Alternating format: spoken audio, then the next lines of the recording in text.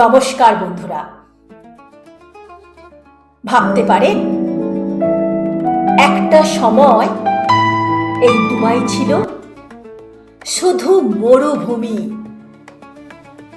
চারিদিকে শুধু বালি আর বালি। কিন্তু আজ বিশ্বের সবচেয়ে আধুনিক বিলাসবহুল শহরগুলোর একটি। কিভাবে সম্ভব হলো এই অসম্ভব পরিবর্তন? দুবাই ইতিহাসে দ্বিতীয় পর্বে আপনাদের সবাইকে স্বাগত। আগের পর্বে আমরা দেখেছি মরুভূমির বুকে তেলের সন্ধান পাওয়ার সেই রোমাঞ্চকর গল্প। আর আজ আমরা জানব সেই তেল কিভাবে দুবাইকে শুধু ধনীই বানালো না,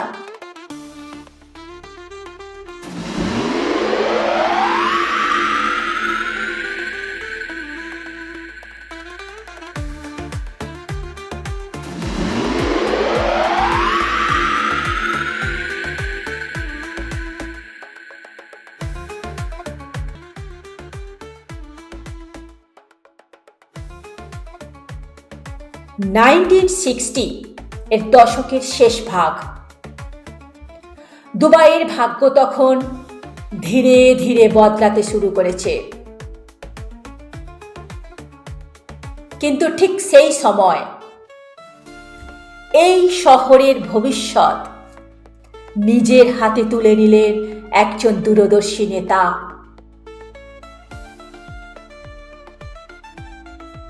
তিনি হলেন শেখ রশিদ বিন শাহিদ আল মাকতুম, আধুনিক দুবাইয়ের স্বপ্নদ্রষ্টা।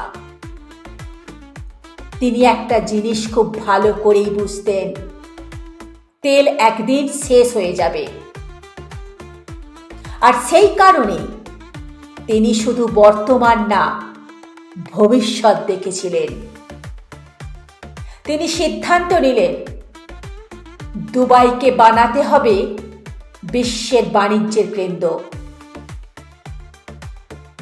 এরপর শুরু হলো এক অসম্ভব স্বপ্নের কাজ।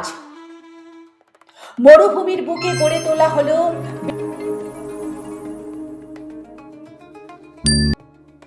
জাবেল আলী পোর্ট। তখন অনেকেই বলেছিল এটা অসম্ভব, কিন্তু ইতিহাস প্রমাণ করেছে দূরদর্শী মানুষের কাছে অসম্ভব বলে কিছু হয় না। ইতিহাস প্রমাণ করেছে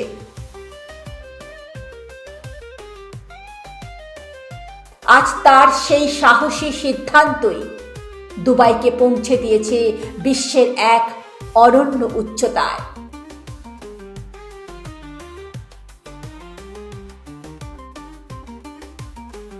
এই সময়ে একটি উক্তি আজও ইতিহাস হয়ে আছে।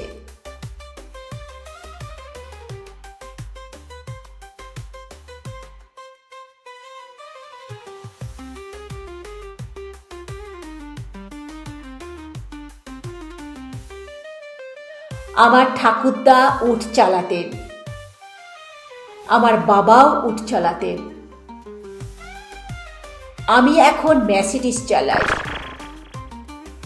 কিন্তু যদি আমরা আজ সঠিক পরিকল্পনা না করি, তবে আমাদের ভবিষ্যৎ প্রজন্মকে আবার সেই উটে ফিরে যেতে হবে। এই একটি দর্শনই বদলে দেয় দুবাইয়ের ভবিষ্যৎ। শুরু হয় এক নতুন যুগ, আধুনিকায়নের যুগ। গড়ে ওঠে অত্যাধুনিক বিমানবন্দর, চওড়া মহাসড়ক আর আকাশ ছোঁয়া অট্টালিকার সারি। আর সেই স্বপ্ন যেটা এক সময় শুধু কল্পনা ছিল, আজ সেটাকে বাস্তবে রূপ দিয়েছে তারই সুযোগ্য পুত্র শেখ মোহাম্মদ বিন রাশিদ আল মাকতুম। তার হাত ধরে দুবাই আজ শুধু একটি শহর নয়, বরং এক বিশ্বমানের বিস্ময়।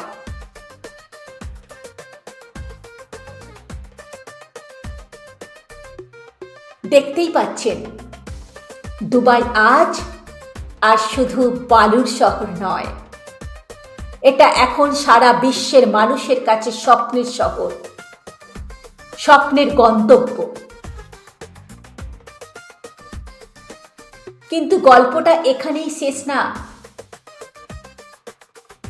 পরের পর্বে আমরা দেখব কিভাবে দুবাই হয়ে উঠল পর্যটনের স্বর্গরাজ্য, আর কিভাবে তৈরি হলো পৃথিবীর সবচেয়ে উঁচু স্থাপনা বুর্জ খলিফা। তাই ভিডিওটা ভালো লাগলে এখনই একটা লাইক দিন, আর কমেন্টে অবশ্যই জানান আপনার কাছে দুবাইয়ে কোন দিকটা সবচেয়ে বেশি ইন্টারেস্টিং লাগে।